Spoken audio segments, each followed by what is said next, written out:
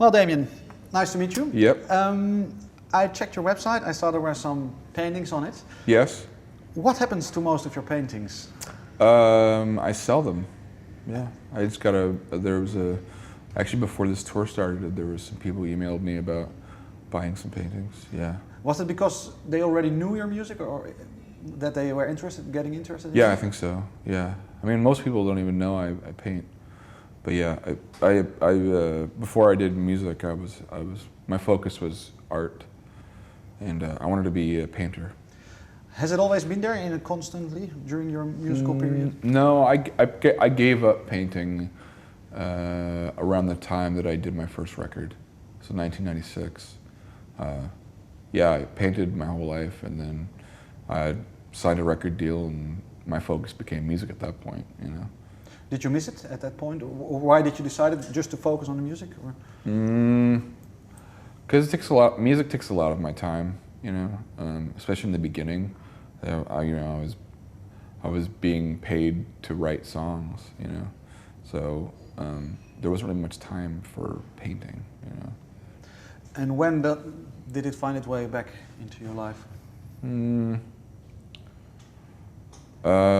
Probably September of this last year. It was I took a break from touring, so because I haven't been playing music for the past 6 months. I've been at home just taking a break, but I needed to keep busy, but I didn't want to play music. So I thought to myself, okay, well, maybe I'll take up painting again. So I did it. You know. What was your first painting? Can you remember? The first painting I did, I don't remember what it was, actually.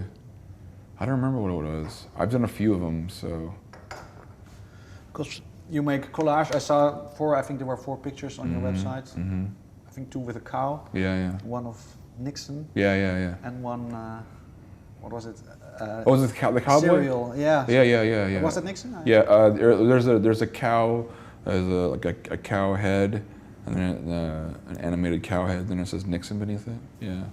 And there was another one it's a animation of I think it's Will Rogers, the country music legend, and then beneath it says Quick. Yeah. Oh, that's one. Yeah. Because what kind of, you said you were fed up with music or you want to take a step away from it. Why was this? Because at some point, you know, I mean, music is a job for me, you know, and you know, I mean, it's like, it just seemed like I needed a break, you know, because after a while it just wasn't fun, you know. I mean, not that work should be fun. I mean, sometimes work isn't fun at all, but it can be, you know. Is it hard to find that balance between something, because I assume you started music with a different maybe approach, or not with an idea that it would maybe become your job and bring in the money, but also maybe as a spare time thing that you were passionate about, and you maybe still am, but is it hard to find that balance throughout your career between an obligation and something you do for fun? Well, music is obviously, like I said, it's a job for me now. So if I'm not working on music, I'm not thinking about music, really.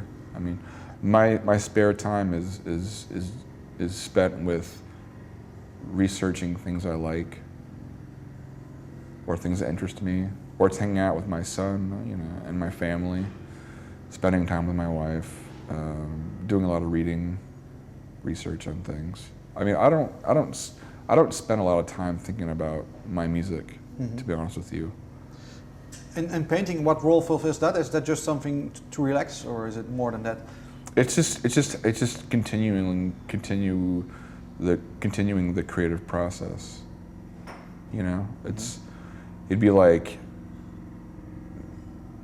you know, it'd be like if you know, I don't know. It's like I'm really bad at this analogy, but you have to, if you've already started something, you know, the creative process isn't like something you could just turn off and turn on.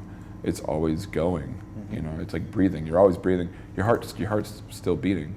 It's been beating since the day you were born, or you were conceived. Mm-hmm. It's a lot like the creative process is like that. There is no stopping. Mm-hmm. And if your heart stopped beating, you die. If you quit the creative process, in some ways you die as an artist. So that's very important for you to keep that heart pumping in the Yeah. in Yeah. what way possible. Yeah. One last question about the painting, then we'll Okay. bridge it up too. But is it different for you because you still put something from yourself into a painting to sell it? Is that to part with something you created? It's maybe different, I assume, when it's a physical painting that's only one copy, than maybe a CD or a song that is reproducible. Yeah, that's an interesting question. I have no issues or problems with creating a piece of artwork and getting rid of it. I've been asked, maybe you should do prints of the artwork. But to me, if you do prints of an artwork, it sort of devalues the original Mm-hmm. in some ways. You know what I'm saying? Mm-hmm. Because I want everything I do to be special, So I don't really feel, I don't have any issues with selling it or getting rid of it. Mm-hmm. Music, it's different though. Music is very much a community thing. It's everybody's. I mean,